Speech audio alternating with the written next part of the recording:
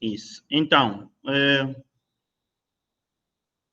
eu estava a dizer que vou apresentar aqui no final, quando forem 21 horas, a pedagogia por projetos e a pedagogia por objetivos. Então, a pedagogia por projeto insere-se no desafio, no problema que a, a nossa, a nossa sessão anterior estava, estava a discutir, não é?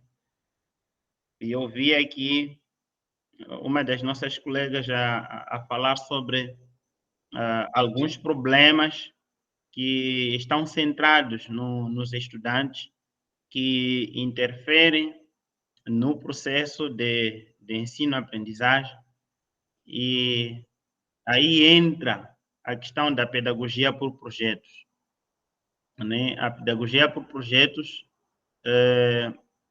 visa essencialmente ultrapassar esses problemas relacionados a dificuldades na relação entre docentes e estudantes no processo de ensino-aprendizagem, para além também de solucionar alguns conteúdos em forma de projetos. Então, a pedagogia por projetos também insere-se no contexto de faz parte da da unidade relacionada com o projeto político-pedagógico da escola, que também está direcionado a resolver problemas de caráter pedagógico que podemos encontrar numa escola, numa instituição e por ali em diante. Mas depois vou falar sobre a pedagogia por objetivos.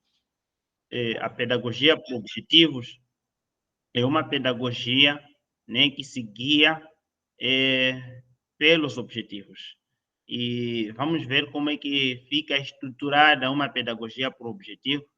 E eu penso que alguns dos colegas que já estão a lecionar poderão experimentar isso. Aliás, a pedagogia por objetivo hoje tem sido mais focado, apesar das suas de algumas desvantagens que esta forma de ensino carrega, mas é mais é aceite, né, no meio acadêmico hoje. Então, também estaremos a ver isso assim de forma breve. Mas antes do colega começar a apresentar, o colega, eu quero aqui quero entrar aqui em debate convosco de mais ou menos 16 minutos sobre a diferença entre avaliador e examinador. Vamos discutir aqui se existe ou não diferença entre um avaliador e um examinador. E se existe diferença, qual é? E talvez não suscite um debate, porque um colega pode nos ajudar a responder essa questão. Então, depois nós vamos entrar para a aula que será apresentada. E para isso, deixa já abrir aqui a fila das mãos levantadas, né? Temos aqui o Dr. Domingos Salvador, mas antes do Dr. Domingos fala a doutora Maria. Não sei se a doutora Maria pretende falar, foi a primeira a levantar a mão. Boa noite, doutora. Boa noite. Desculpa, eu ainda não estava preparada para falar sobre as diferenças, só que já havia levantado há muito tempo. Quando eu entrei, o doutor estava mesmo a perguntar quem são as pessoas que ainda não apresentaram. Então era uma delas, é por isso que havia levantado a mão por bastante tempo. Tá certo. Então, peço para constar no chat e eu vou buscar lá e vou colocar na agenda de apresentações. Tudo bem, obrigada. Obrigado. Sim, doutor Domingos e depois a doutora Vânia. Temos 16 minutos para discutir a diferença entre examinador e avaliador. Se não existir a diferença, também vão justificar. Ou seja, justifica-se se há diferença, também justifica-se se não há diferença. Muito obrigado, formador, pela oportunidade. Eu gostaria de primeiro fazer um enquadramento. Considero a avaliação aquele que nós chamamos de avaliação permanente, controle, pode ser também um diagnóstico. Enquanto examinar significa querermos fazer um juízo de valor se há condições ou há competências adquiridas que se podemos nós tirarmos conclusão através dos resultados que podem sair no exame.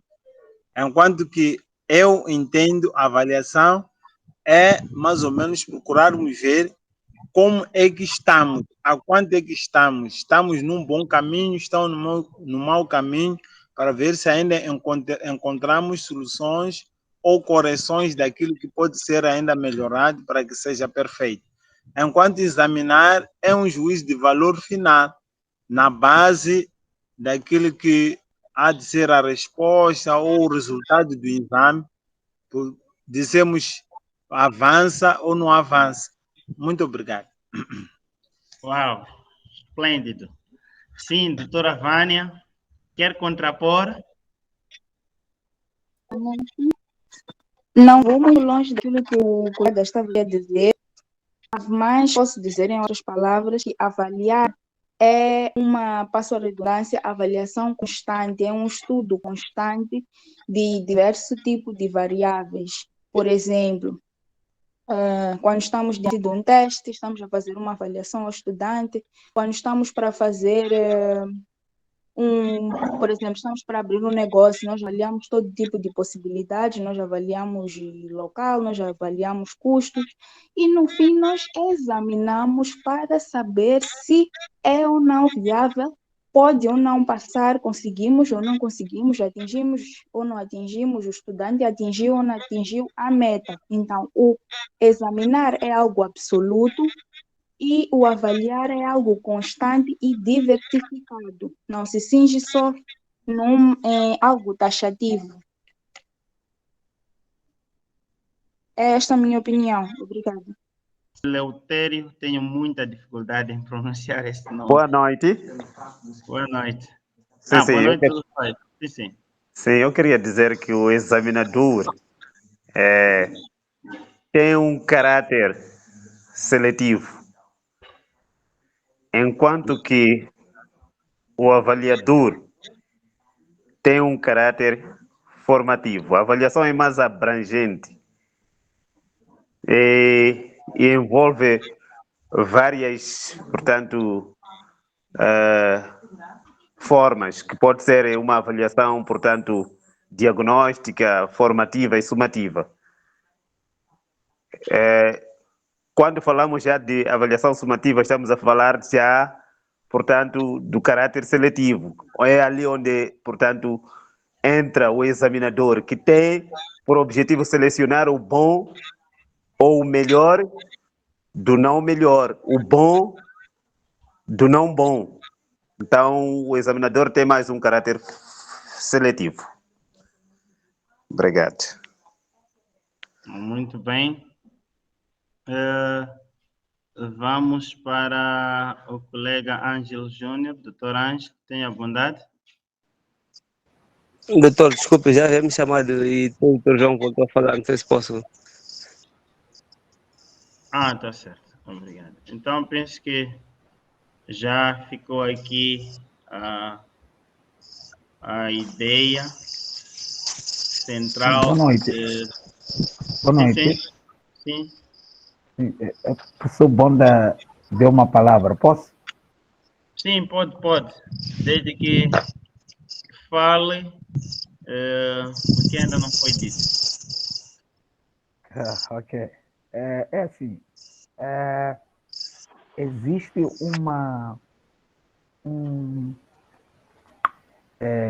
em monitoria e avaliação. Eu penso que avaliação é contínua. A avaliação é uma monitoria, quer dizer, contínua das atividades. Ao passo que exame é o culminar daquilo que nós esperamos, quer dizer, o resultado final, o atingir das metas, dos objetivos. Só tentar fazer um paralelismo com monitoria e avaliação. Existe um curso chamado monitoria e avaliação, ou então existe uma profissão. Então, eu posso fazer um paralelismo, repetindo, dizendo o seguinte, que a avaliação é uma monitoria contínua das atividades, ao passo que exame é o culminar da avaliação contínua que nós fizemos. Então, isto é a busca do resultado final, o atingir das metas. Esta é a minha opinião. Doutor Ubis vai falar em 1 minuto. Sim, eu concordo com os colegas, mas apenas queria acrescentar, talvez dizer a mesma coisa em outras palavras. No meu ponto de vista, o avaliador, eu o caracterizo em 2 aspectos. Primeiro, é muito ligado a assuntos internos e também ele é muito específico, enquanto que o examinador é muito generalista. Okay. Exatamente, no contexto em que a avaliação é muito mais para ambas partes. Por exemplo, vamos dar o caso do docente e o estudante. Então, aí a avaliação é muito mais para ambas partes. Enquanto que já no examinador, ele procura tirar as conclusões finais em relação a tudo que foi tratado durante todo o processo, por ser semestral ou anual, e depende do contexto. Muito obrigado. Sim, doutor Leutério, tem mais alguma informação? Sim, eu não pude falar, professor, porque depois de tudo voltou a linha e acabei perdendo a oportunidade. Tá bom, mas tem algo novo para trazer? Bom, sim, talvez sim. Eu queria dizer que eu acho que a avaliação é igual a examinar, porque ambas as coisas são feitas em um ponto do tempo. Então, talvez não concordar com o colega que falou, igualou a monitoria e a avaliação, porque a monitoria é contínua, enquanto que a avaliação é um ponto do tempo. Então, nós podemos dar aula por um período, chegado a um ponto do tempo, queremos avaliar se aquilo que se aprendeu durante o tempo foi ou não. Enquanto que a monitoria pode ser a cada aula perceber de cada situação. Então, muito obrigado, era só isso. Tá certo, muito obrigado. Existem muitos autores que defendem e esclarecem a situação relacionada à avaliação e relacionada ao exame. Quem é um avaliador, quem é examinador. E um dos melhores esclarecedores sobre isso é Pestalozzi. Bom, fiz essa questão de provocação porque estava a refletir bastante na discussão que nós tivemos na sessão passada e algumas abordagens que foram apresentadas aqui mostraram-me uma característica de um examinador no processo de ensino e aprendizagem. Ora, a partir do momento que assumimos o caráter de um examinador, nós estragamos o processo de ensino e de aprendizagem. Porque a tendência do examinador é, de fato, buscar resultados finais. Ele se posiciona sempre na etapa final e não no processo. O examinador não se posiciona no processo. O examinador posiciona-se na etapa final. É como se os estudantes quisessem ingressar para o ensino superior. Temos lá examinadores posicionados na etapa final do ensino médio, né? Para eles ingressarem numa outra etapa. Temos exames da 12ª, em que os examinadores estão posicionados na etapa final. Temos examinadores da 7ª, temos examinadores da 10ª, temos examinadores para concorrerem para ensino técnico profissional, como saúde, mecânica, vamos lá, a carpintaria, etc. Eles posicionam-se sempre no final de uma etapa, não é? E para fazer transitar um grupo de avaliados para uma outra etapa, ou para adquirirem um certo grau, ou para ingressarem para uma certa profissão. Também está lá o examinador. Agora, o avaliador, ele não está no final da etapa, ele está no processo da aprendizagem. Ele sempre está posicionado no processo. Por isso, ao invés de discordarmos com o colega que falou de monitoria, nós temos que concordar, se apegar a ele.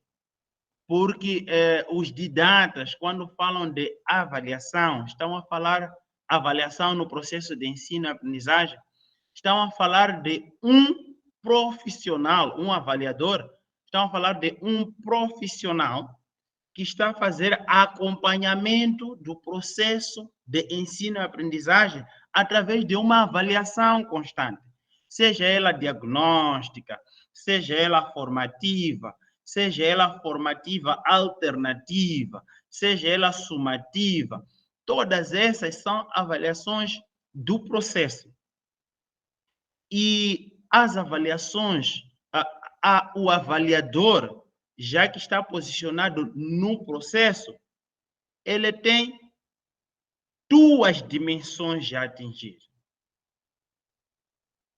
A primeira dimensão que o avaliador deve atingir é monitoria do processo de ensino-aprendizagem.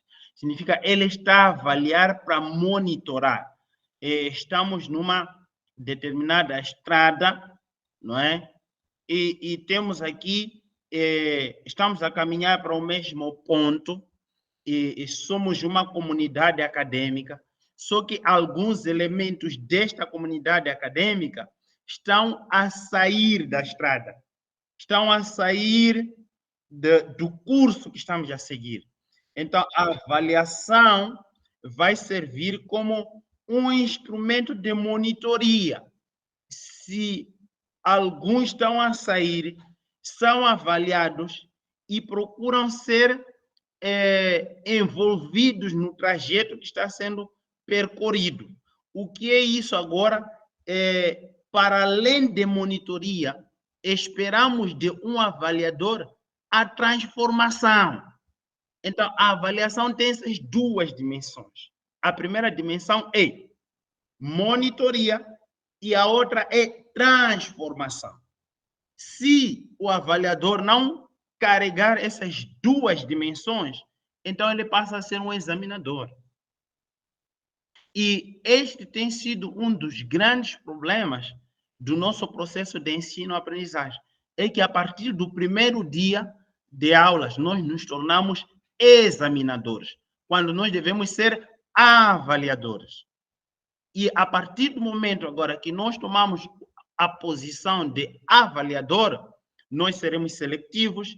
Existem alunos que não vão fazer parte do nosso mapa mental, ou seja, não vão fazer parte dos alunos que nós consideramos bons ou aprovados, porque nós já aprovamos. A partir do momento que nós nos posicionamos como avaliadores, nós já aprovamos aqueles que devem fazer parte do curso e aqueles que não devem, aqueles que chumbam no primeiro dia, aqueles que chumbam durante o segundo mês, aqueles que chumbam ou que reprovam antes mesmo do ciclo da aprendizagem chegar ao fim.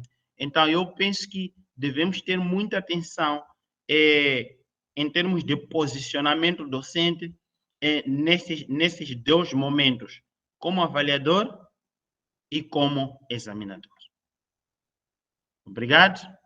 Vamos entrar para a nossa aula. Era só uma motivação. Eu estava a dizer assim, primeiro que eu percebi a explicação dos colegas. Para o caso de avaliação, aqui não tenho alguma dificuldade, mas começo a ter alguma dificuldade, não compreendi muito bem em relação ao examinar.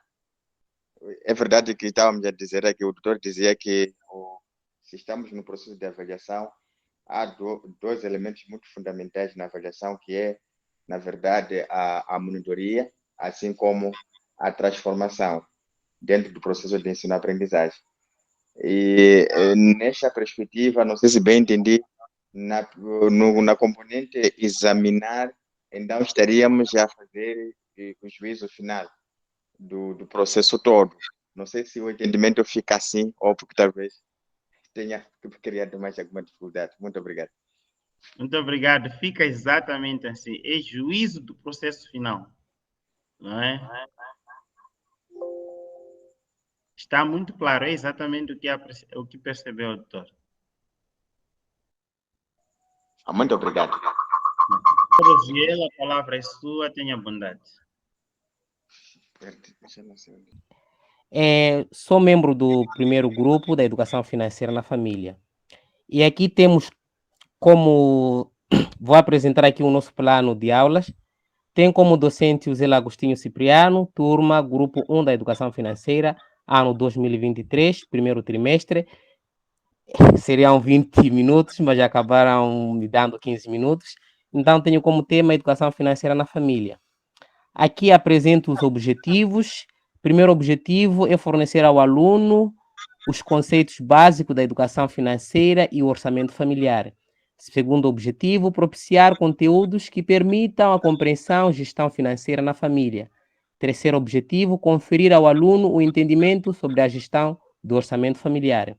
Aqui apresenta-se os conteúdos. Primeiro conteúdo baseia-se em conceitos da educação financeira. Segundo conteúdo, educação financeira no contexto da família. Vamos falar isso ao longo da aula. E falaremos da importância da educação financeira na família, conceitos de orçamento familiar e causas do descontrole do orçamento familiar.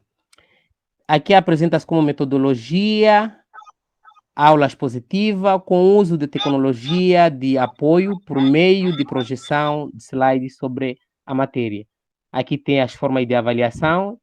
Era possível apresentar uma ficha com questionários, mas não vai ser possível por causa do tempo, mas assim serão avaliados pela participação de cada estudante ou participante. Aqui trago as referências em que me baseei para a elaboração do trabalho. Obrigado. Podemos passar para o trabalho principal do slide.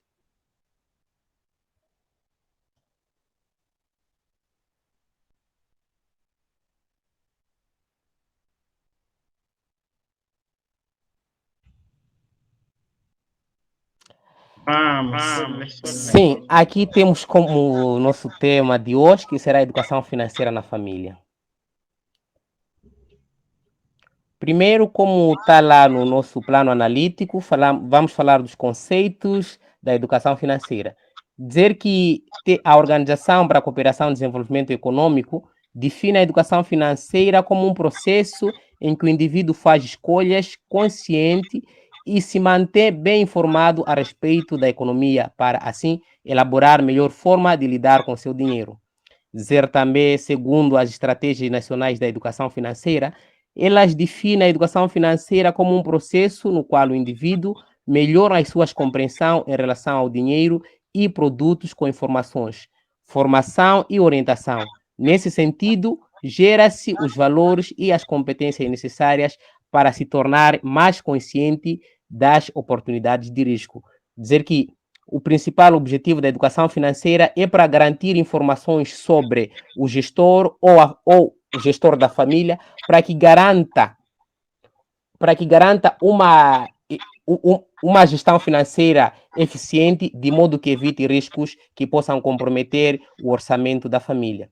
Dizer segundo Gitman define a educação financeira como arte e ciência de administrar fundos.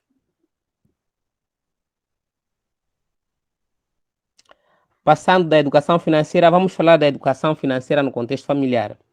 Dizer que, de acordo com Leel e Melo, 2007, as habilidades financeiras são levadas apenas ao estudo em nível superior ou em cursos como economia, administração, contabilidade ou através de experiências no âmbito profissional.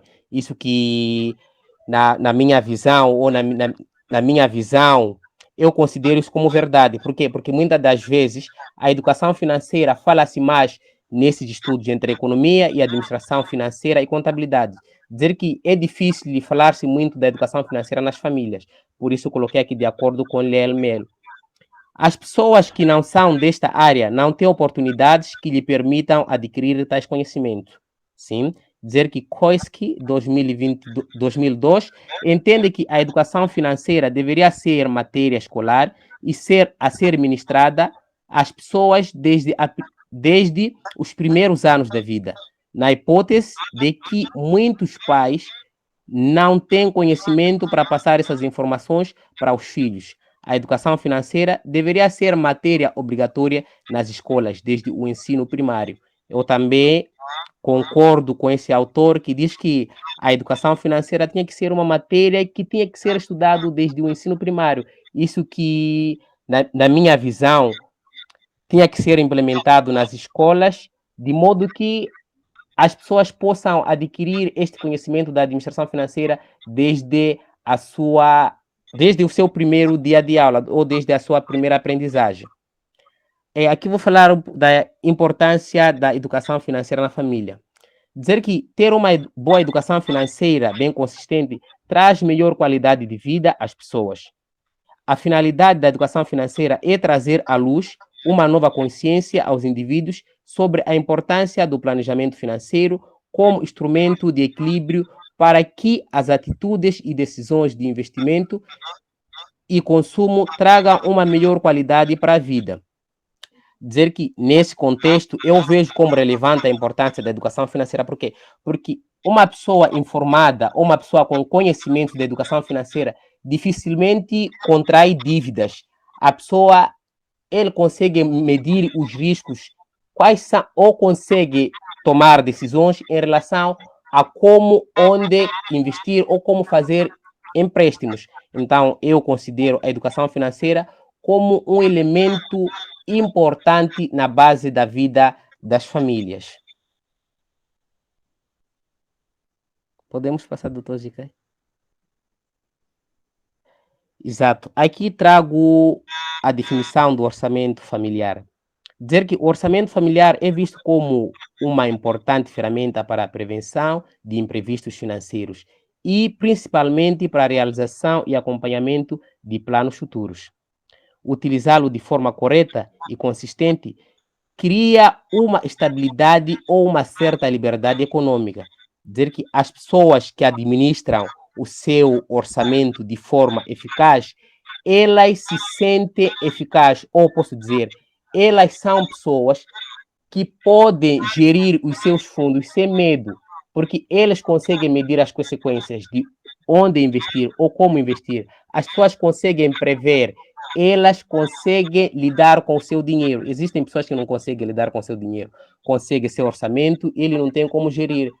Às vezes usam o dinheiro de uma forma ineficiente, razão pela qual temos muita gente passando necessidade antes mesmo do final do mês. Por exemplo, estamos a falar de pessoas que têm salário, antes de chegar ao final do mês. Já temos visto pessoas a se queixarem de valores, tipo, não tenho fundos, não tenho aquilo. Por quê? Porque não fazia o planejamento do seu orçamento familiar.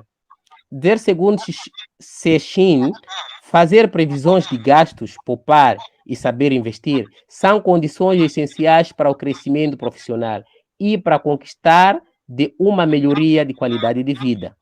Fazer um planeamento financeiro para uma família não é uma tarefa fácil. É preciso que todos estejam comprometidos com metas alinhadas. Não é segredo que para que se possa poupar, deve gastar menos do que ganha. Ter disciplina, metas e objetivo. Dizer que esse autor quer dizer que esse autor traz-nos uma luz de podermos ver quais são as consequências que a gente pode ter se não conseguimos ter previsões em relação ao nosso orçamento. Então, se você não tem previsões com o seu orçamento, vai passar necessidades, vai passar maus bocados, vai começar a se queixar, enquanto você tinha possibilidades de não se queixar. Trago aqui as causas do descontrole do orçamento familiar. Gastos desnecessários, aqui vem sendo apontado como uma das causas que pode fazer com que o nosso orçamento familiar descontrole-se, ou a pessoa possa fugir daquilo que era o alinhamento, daquilo que a pessoa queria fazer, acaba não alcançando as suas metas por causa do descontrole do orçamento através de gastos desnecessários. O gasto necessário aqui, desnecessário, sai como uma das causas do descontrole do orçamento familiar. Gastos impulsionados.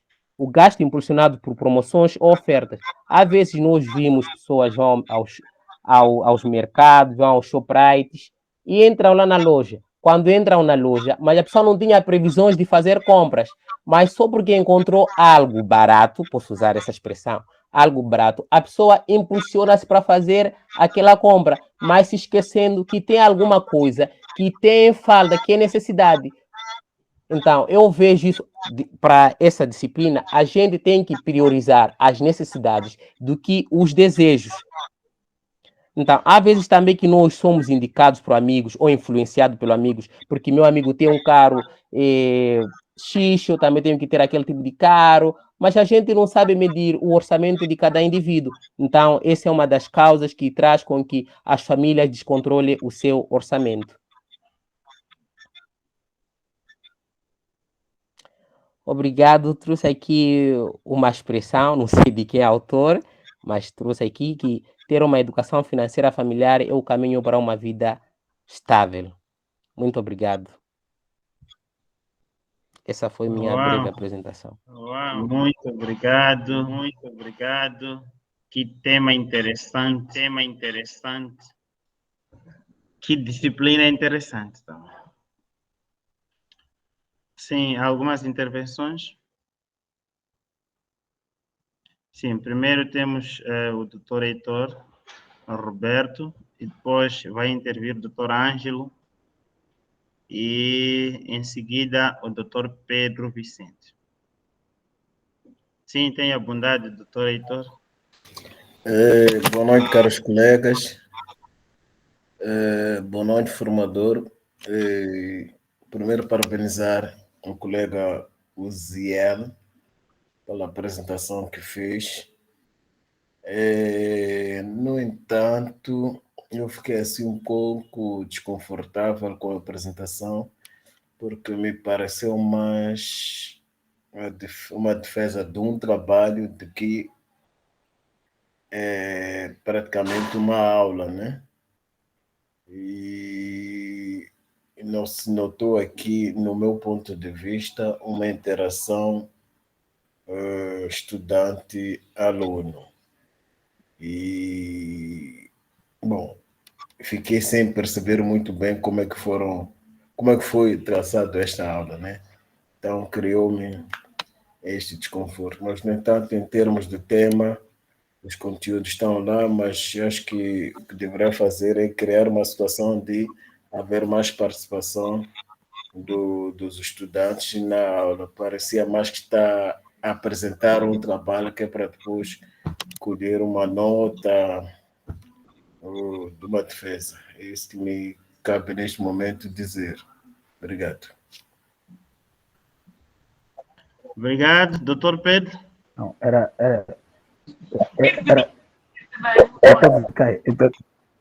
Era depois. Era, Sim, doutor Ângelo. Tá certo, desculpa. Doutor Ângelo. Ok, boa noite mais uma vez.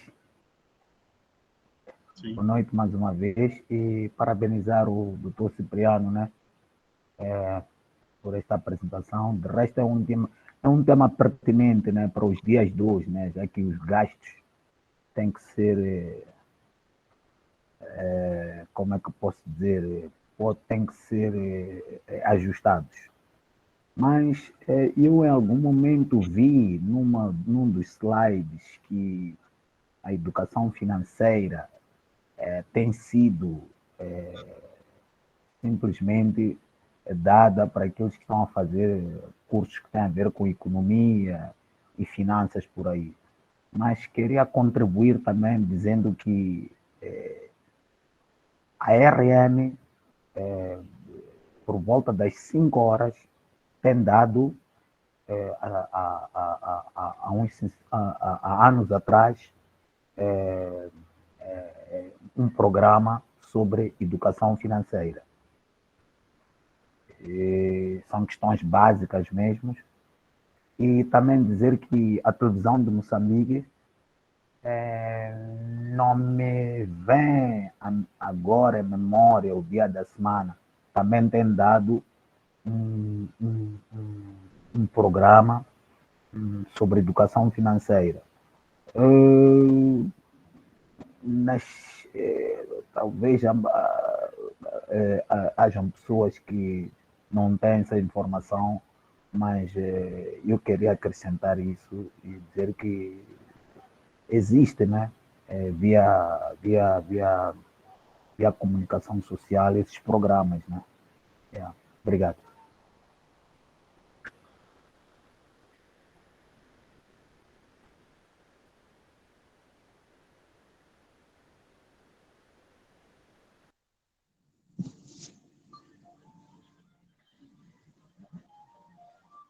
Boa noite, colegas.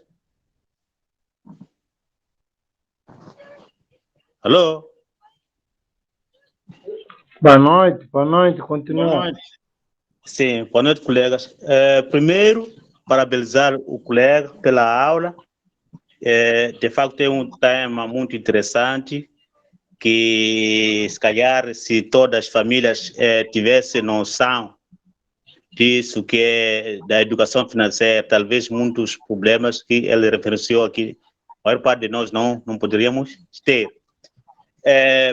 Segundo, é que o colega trouxe aqui, quanto à taxonomia, trouxe aqui os objetivos da aula. Quanto ao conteúdo, ele tentou explicar na medida do possível, isso foi muito bom, mas se calhar ele teria trazido mais exemplos para demonstrar, de fato, o que acontece na nossa sociedade. Pese embora trouxe alguns, mas teria trazido um pouco mais. O exemplo concreto é esse que o colega último que trouxe aqui, que a RM e a televisão de Moçambique tem alguns programas que trazem a educação financeira de modo a pessoas terem noção desse grande ferramenta que podia nos ajudar para gerir as nossas economias, né? Porque enquanto estamos na sala de aulas, temos que ter essa capacidade de sair do teórico e irmos no prático, de modo a os estudantes entendam muito bem qual é a relevância daquilo que estamos a dar. E mais, também não percebi um pouco, vou ver aí nas pequenas observações, não percebi, aliás, não me senti desafiado. Quer dizer, o docente, na minha opinião, teria trazido aqui alguns desafios aos estudantes, no sentido de perceber, afinal de contas, até que ponto os estudantes sabem sobre educação financeira, uma vez que, tal como ele disse muito bem, ao longo da exploração das suas ideias, que é um desafio muito grande, né? Esse problema de educação financeira, ele não pode trazer, teria trazido esse como um desafio aos estudantes, não é? Para perceber até que ponto eles compreendem ou sabem sobre educação financeira. Não só, também teria dado algumas atividades, não é? De reflexão, para cada um conseguir trazer ali alguma coisa sobre o que é que sabe sobre esses conteúdos que estava a lecionar.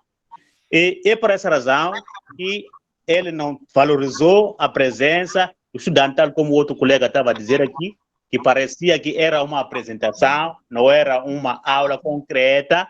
Então, isso, muitas das vezes, quando é uma aula, nós temos que deixar claro que é um centro de debate, não apenas uma apresentação. É um debate. Então, quando há um debate, existe o professor, mas existe o estudante. É por essa razão que, muitas das vezes, no ensino superior diz que o ensino é centrado no estudante, porque o estudante é ele que deve falar mais e o docente vai orientar para sanar aquelas pequenas dúvidas que o estudante não apresentou. O docente apresenta a aula, traz o debate, mas depois ele orienta, né? Os estudantes é que participam no debate. Então, acho que se tivesse trazido esses pontos mais, teria sido melhor aí, mas parabenizar o colega pela lecionação. E muito obrigado.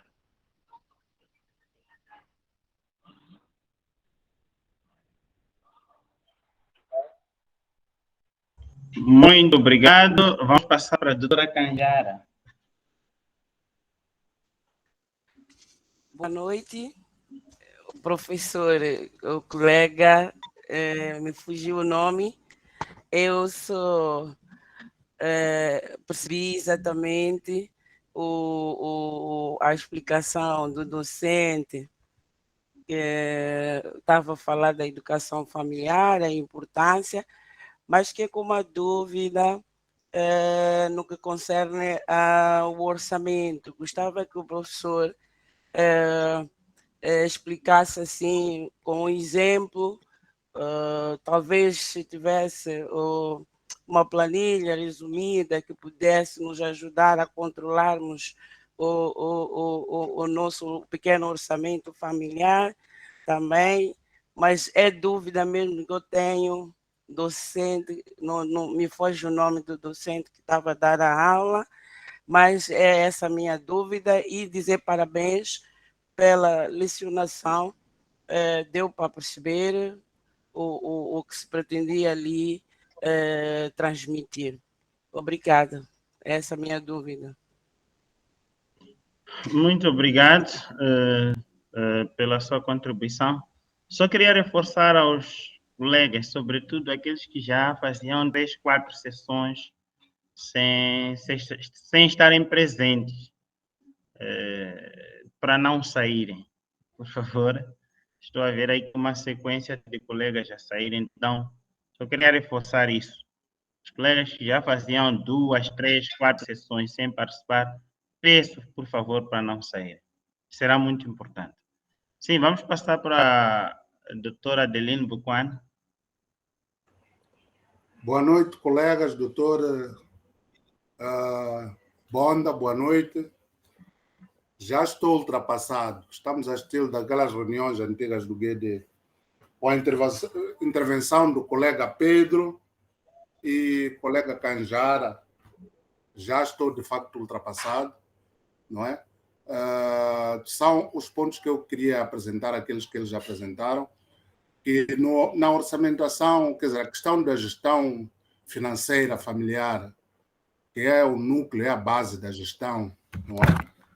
Para todas as gestões, começa pelo conhecimento da orçamentação. É importante termos domínio da feitura do orçamento.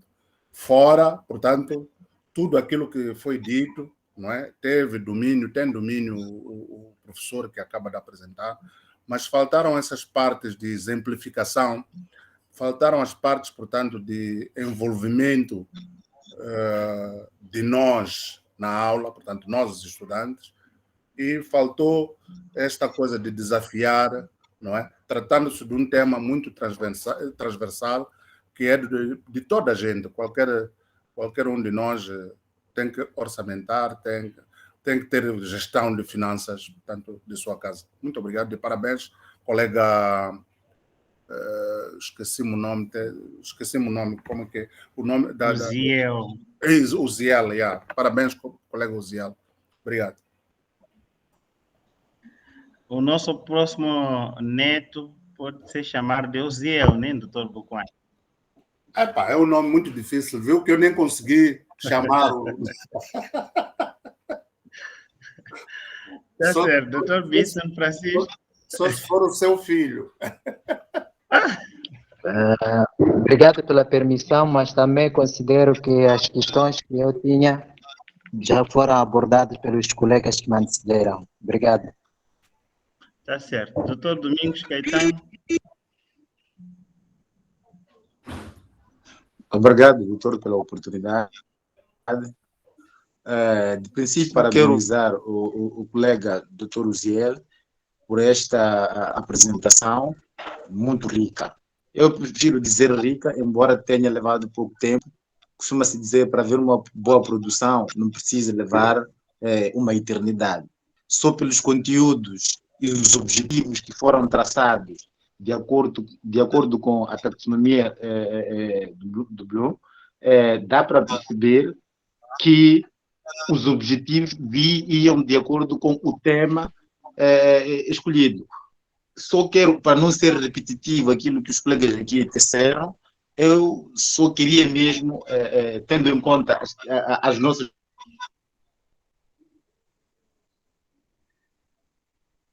observações que estamos a fazer, ter em conta aquilo que se chama, aquilo que já vimos nas outras apresentações, segundo outras contribuições, aquilo que tem a ver com a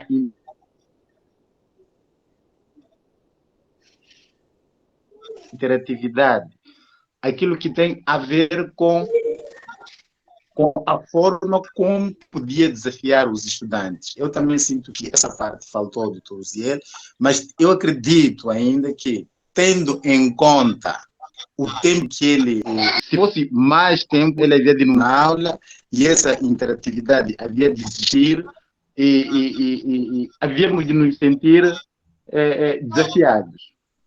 Sem mais me alongar, mas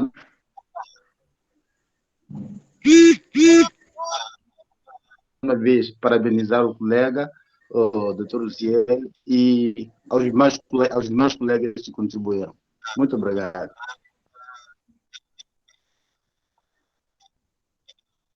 Obrigado eu pela contribuição sábia e pontual, assim como os outros o fizeram. Dr. Stélio Bila, tenha bondade. Muito obrigado. Não, a minha contribuição é mesmo de um estudante que esteve atento à aula. Porque se eu percebi no princípio, o nosso professor de educação financeira terá dito que a sua metodologia seria mais expositiva. Compreendo a preocupação dos colegas, os comentários feitos, que devia ter envolvido os estudantes, devia ter engajado, criado algum interesse, valorizado e tudo isso. Mas esses são aspectos que se esperam de todo um conjunto de competências que o docente tem que ter. Mas compreendo que isso é apenas uma aula. A aula não esgota os conteúdos da disciplina toda. O professor foi claro no princípio que não, vai fazer uma exposição. Fez a exposição, terminou a exposição, e agora é o momento de nós, os estudantes, ainda que de forma simulada, colocarmos as nossas questões, fazermos os comentários tal como estamos a fazer. E eu penso que a exposição foi muito bem feita. Não, penso que o professor foi feliz na forma como colocou os assuntos, a forma como alinhou os objetivos e os conteúdos expostos. Eu penso que eu, na condição de estudante, estou extremamente feliz, estou satisfeito. Todavia, porque mesmo um estudante que queira compreender melhor as questões de educação financeira na família, quero colocar dúvidas ao nosso professor, mesmo para aprofundamento. Percebo e compreendo e até concordo que a educação financeira deve ser uma daquelas disciplinas básicas que tem que se ensinar a partir do ensino do nível primário, até porque a educação financeira é uma daquelas coisas que vai nos acompanhar ao longo de toda uma vida. É diferente de falarmos da fotossíntese, falarmos da lei da gravidade, falarmos de algumas leis da física, da matemática, coisas que nunca vamos aplicar. Mas com relação à educação financeira, penso que é uma coisa que nos acompanha ao longo de toda a vida. Aliás, se nós soubermos como orçamentarmos, executarmos, irmos acompanhando todo o exercício de planificação, temos um pouco a nossa vida controlada. Mas a minha questão é, como é que o professor justifica o fato de muitos... Isso é a prática que se nos tem dado a assistir, que muita gente com competências na área da contabilidade, até alguns economistas, alguns auditores, até funcionários da banca, são as pessoas que andam com as contas muito enroladas, são as pessoas com nível de endividamento muito alto, com as contas um pouco fora dos queris, são as pessoas mais endividadas. Como é que se justifica, atendendo à exposição e às teorias que nos trouxe para a aula de hoje? Eu queria também perceber um outro aspecto, no sentido de perceber se a educação financeira é tão importante, tal como diz. E deu um exemplo de que as pessoas às vezes vão ao supermercado para comprar uma determinada lista de compras, e porque chegam lá e encontram alguma promoção, alguns preços baixos, acabam comprando coisas fora da sua lista. Significa que isso tem um pouco que ver com a adoção de determinados hábitos que permitem às pessoas controlarem o seu emocional do ponto de vista de gastos. A questão que ele quer colocar é: que hábitos é que as pessoas devem adotar para melhor controlar os seus gastos e ter um melhor controlo? Porque o que me parece é, uma coisa é saber na teoria o que seja a educação financeira. A outra é, com todo este arcabouço de informações, de conhecimentos, ainda assim, na prática, a pessoa não ser capaz de aplicar aquilo que sabe, teoricamente. Tal o exemplo que dei de funcionários bancários que têm conhecimento sobre gestão financeira, mas que andam endividados na praça. Então, que hábitos é que nos aconselharia?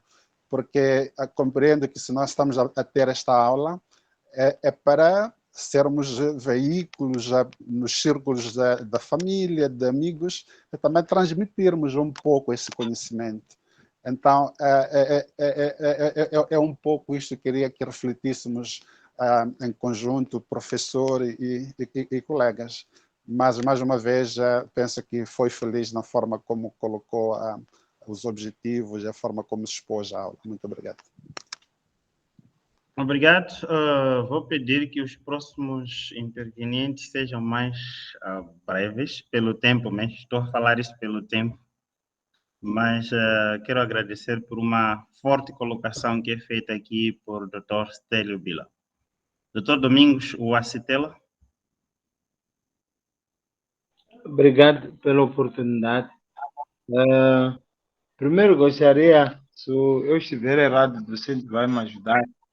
Não é para a aula ser expositiva que não pode continuar até o fim, porque aquilo que o colega apresentou, apesar de ter sido eloquente, é possível sim haver uma série de exercícios, mesmo que seja o TPC, para que os alunos mostrem se aprenderam alguma coisa ou não. Não sei se estou errado, o docente vai me ajudar, mas não é pelo fato de a aula ter sido expositiva que não pode ser consequente, neste caso, ter exercício e ter avaliação. Porque é isso que nos faz perceber de que toda essa preocupação de expor, porque a matéria, a gente expõe porque a matéria é muita, sim senhor, mas não pode nos fugir que essa aula eu tenho que sair da sala sabendo que algo foi aprendido. É preciso, é isso que eu gostaria de dizer, e em jeito de contribuição, dizer que essa cadeira chama-se qualquer coisa financeira. Mostra aqui. A cadeira é sim educação financeira.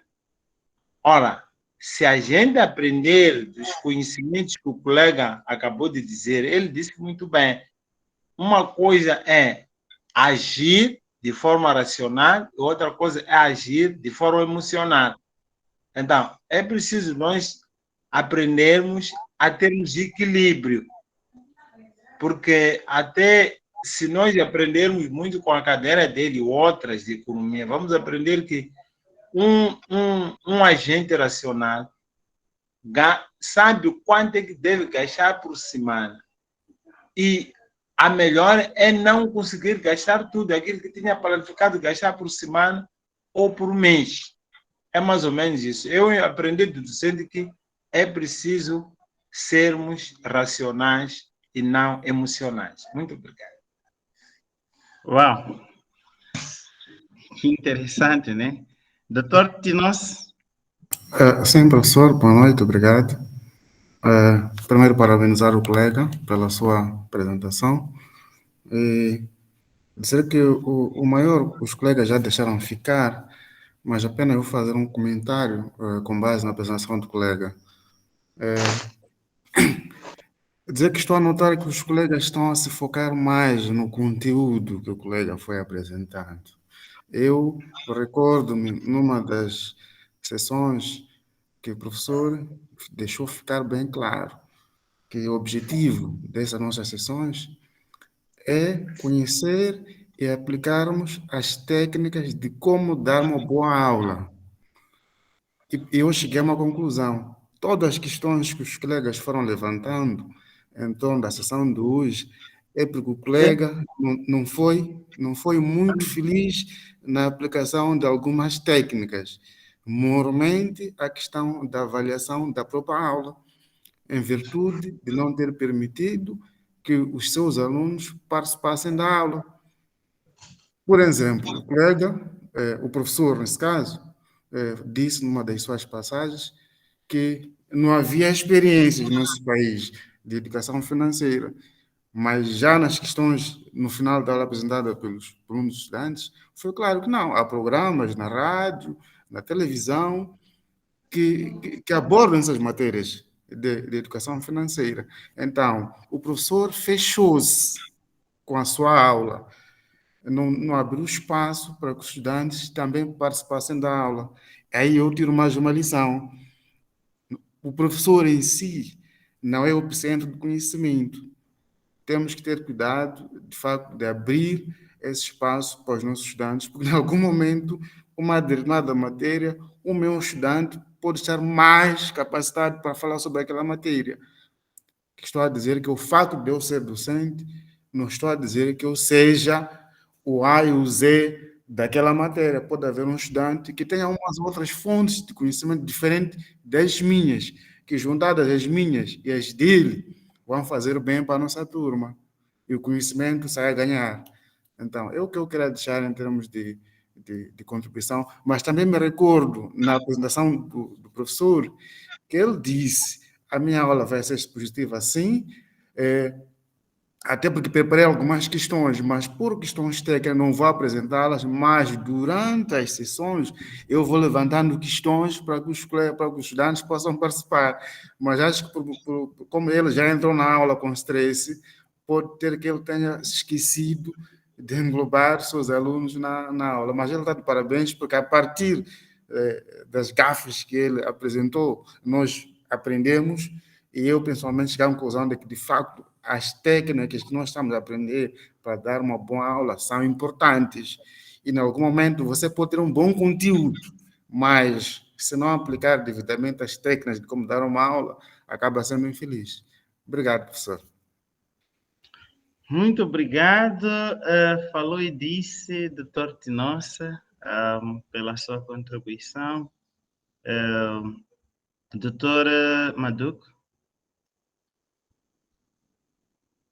Vou pedir para ser breve, doutor Simão. Tenha bondade. Sim, boa noite. Mais uma vez. Boa noite. Sim.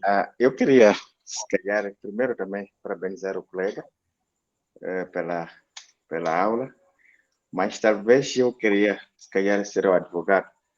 É que as situações que teve que enfrentar o colega neste mesmo momento, eu acho que também tenham condicionado o processo todo. Primeiro é que ele tinha uma pressão muito grande de tempo, e depois, quando piorou ainda, quando o presidente disse que devia estar preparado porque ia avaliar, acho que isso também tenha por um lado, ajudado bastante. Associado a questões tecnológicas mesmo, que partilhava, podia ou não partilhar. Então, isso também eu acho que tenha afetado muito aquilo que o docente tinha planificado. Então, eu não queria muito ir nos aspectos metodológicos. Acredito que o colega estava preparado, mas essas situações todas tenham lhe afetado. E muito obrigado. Muito obrigado. Doutor Stélio está para contrapor. Vai levar quanto tempo, mais ou menos?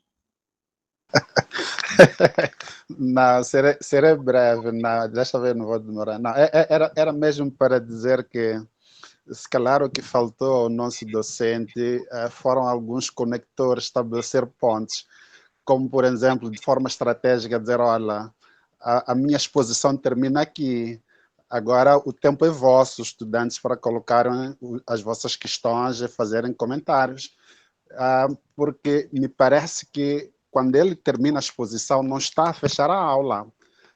O fato de não ter dito que vamos ter exercícios, vamos constituir grupos, vamos ter TPC, isso é quando a aula já vai caminhando para o final.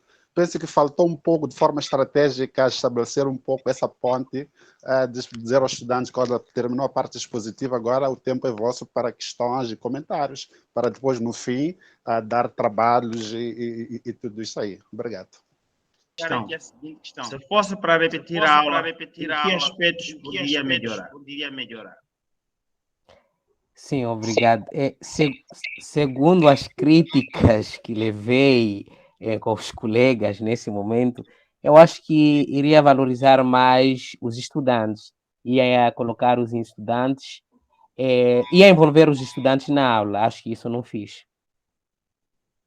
Daria mais exemplos, se possível até traria algo palpável, se for possível. Só que o tema não traz uma hipótese para cálculos, mas não traria cálculo, mas traria exemplos práticos em relação à educação financeira. Tá certo. Bom, eu vou deixar aqui algum comentário. Primeiro, eu quero dizer que, ao iniciarmos o curso de didática de ensino superior, nós partimos de um ponto. E qual é este ponto? Partimos de um ponto, de um princípio, de que todos já somos bons expositores. Todos somos bons expositores. Mas nós queremos ir além da exposição. Nós queremos chegar ao ponto de sermos facilitadores. daquilo que nós devíamos expor ou daquilo que nós conseguimos expor. Então, queremos facilitar aquilo que nós conseguimos expor sem expor, portanto, facilitando o conhecimento.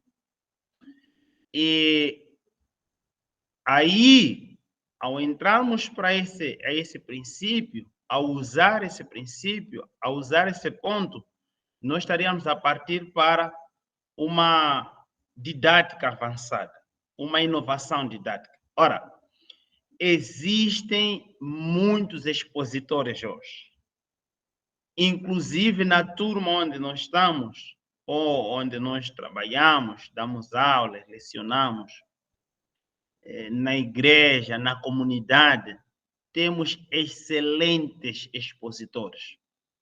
Até nos falecimentos, temos excelentes expositores. Nós, como docentes, queremos agora ultrapassar esse nível de exposição.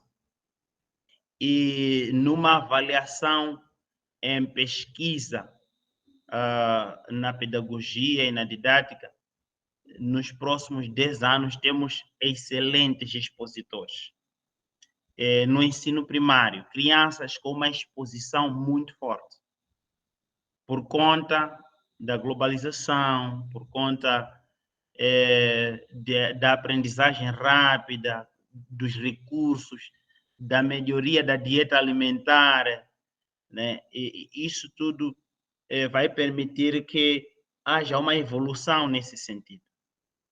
Então, nós, como didatas e pedagogos, não podemos ficar parados no tempo, porque depois não haverá distinção entre um facilitador e o facilitado. Por isso, nós estávamos a discutir no módulo de psicopedagogia que o conhecimento científico está à disposição do docente, assim como do estudante.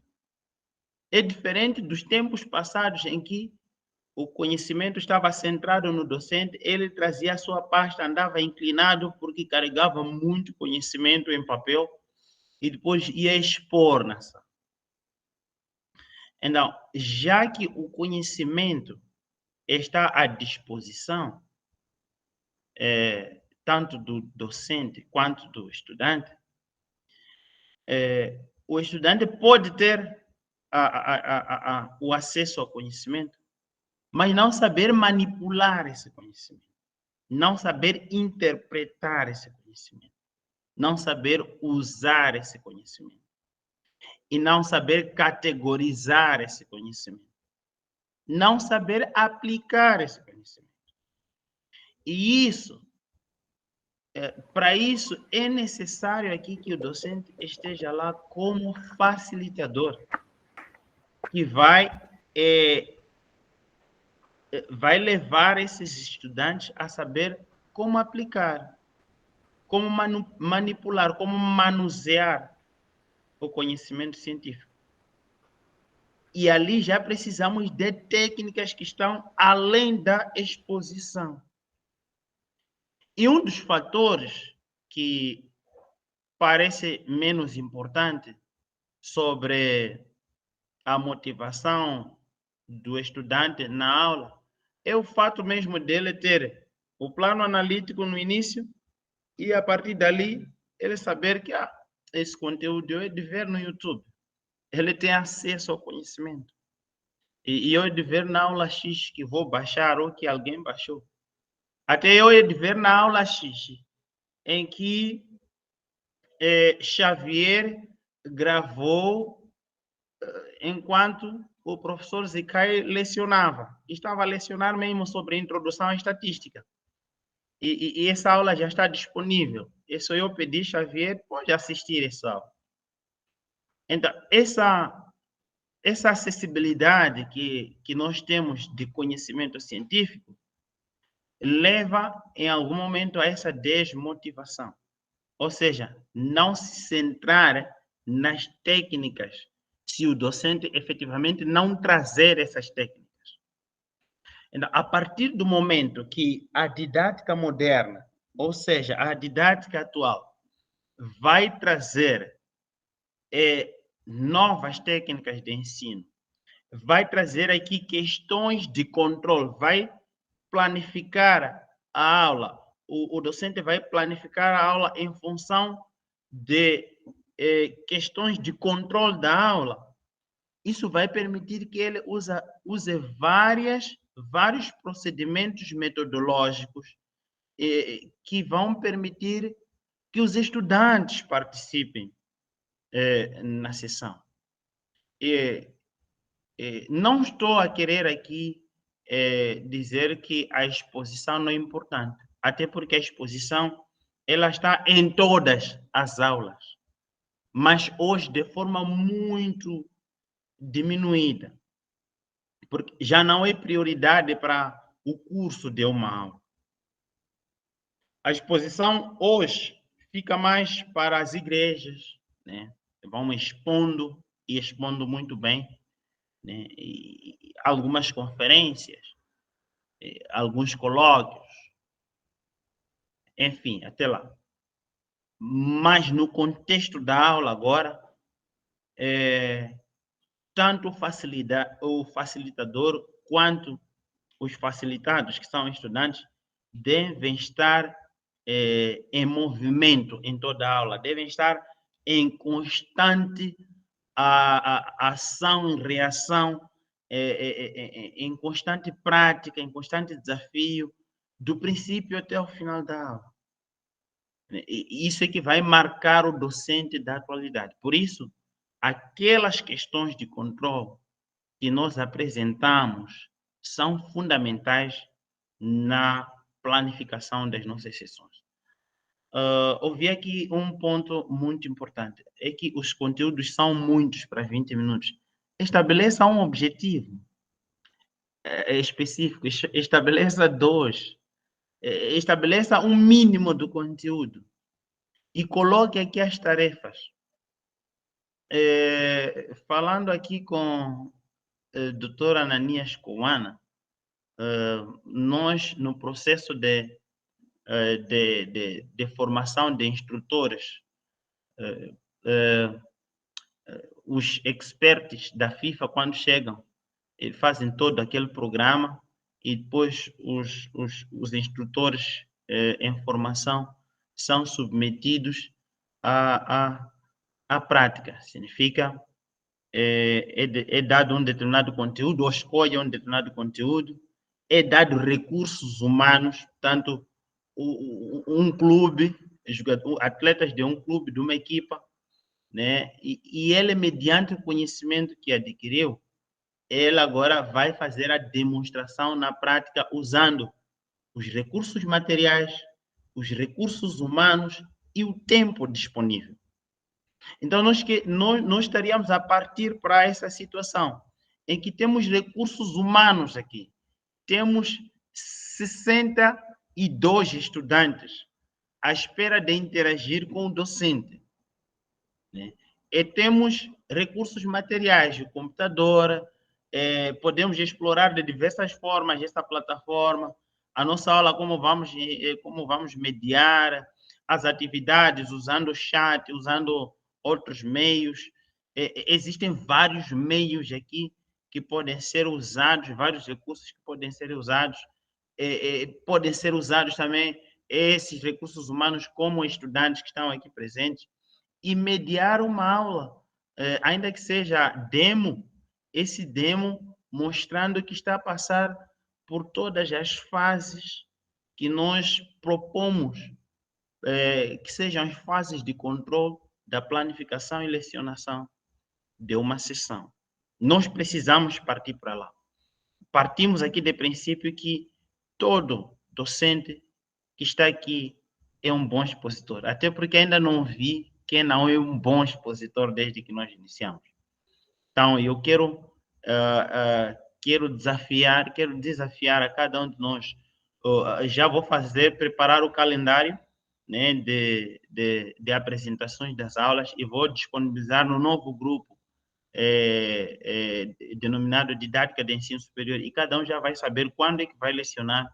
Então, brilhem nessas aulas, como os outros já vieram brilhando, porque queremos sair daqui com uma grande aprendizagem, queremos sair daqui com uma bagagem, entre aspas, científica, que venha melhorar a nossa prática docente.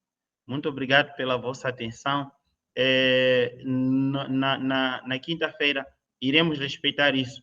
1 hora de tempo será o tempo vosso para as aulas e a outra hora, 1 hora, das 21 às 22 horas, eu vou entrar aqui para apresentar a pedagogia por objetivos e a pedagogia por projetos, ou de projetos.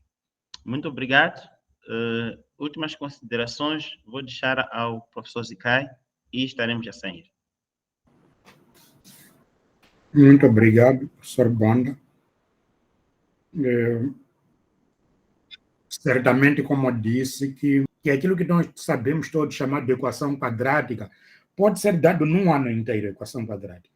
Mas também a equação quadrática pode ser dada em 10 minutos. A equação quadrática pode ser dada em 4, 20 horas, como o professor Bonda disse, que quando nós temos uma matéria, por isso que se diz que temos que elaborar plano analítico, porque o professor entrega o plano temático de temas que têm de ser lecionados naquele semestre e dedica o seu tempo a elaborar o plano analítico, dizendo assim, nas 16 semanas, eu vou abordar esses temas distribuídos da seguinte forma. O mesmo pode acontecer se disserem que a disciplina é anual. Agora, voltando à aula que o nosso colega Uziel deu, como eu disse, que era naquela interação lançada ali para os estudantes, havia mais outras coisas, porque a disciplina falou, sim, da educação financeira, mas há algumas coisas em que, por exemplo, quando nós vamos lecionar a nossa cadeira, não basta só dizer a verdade sobre o assunto, mas há um momento que é preciso ir à interdisciplinaridade, que é para poder ainda suportar mais o que nós estamos a falar. Isso para garantir melhor aprendizagem. Por exemplo, tivemos colegas que andaram a falar dos impostos noutra aula, e o que aconteceu na educação financeira não foi dito, foi visto que o único grande problema que havia para as pessoas não terem melhor educação financeira é descontrole como pessoas, porque, por um lado, não só houve os amigos, como a falta de controle próprio do indivíduo.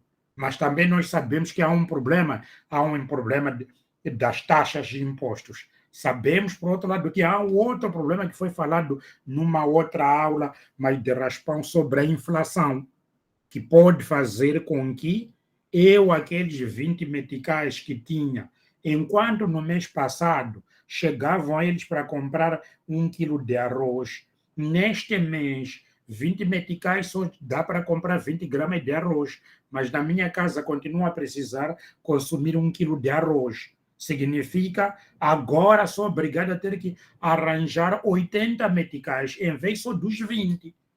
E isso vai me fazer com que, provavelmente, eu esteja a entrar num descontrole financeiro. Já não é só por um aconselhamento de um amigo ou porque eu sou daqueles que, quando vê o outro, também quer imitar a mesma coisa. Então, em algum determinado momento, para além da exposição ter sido muito boa, há necessidade, provavelmente tenha faltado aqui a necessidade da interdisciplinaridade para poder refletir e dar ainda melhor base nos aprendentes, naquilo que era a captação relativamente ao que foi falado sobre o ensino da educação financeira.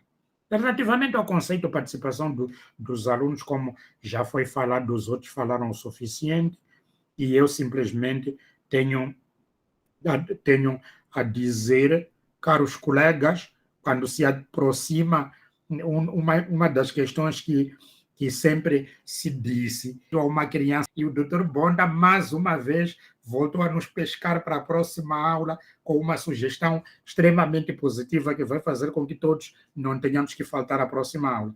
E eu tenho a agradecer e dizer para continuemos assim, porque esse dar um pouquinho que é muito agradável vai permitir que saciemos mesmo. Bom descanso.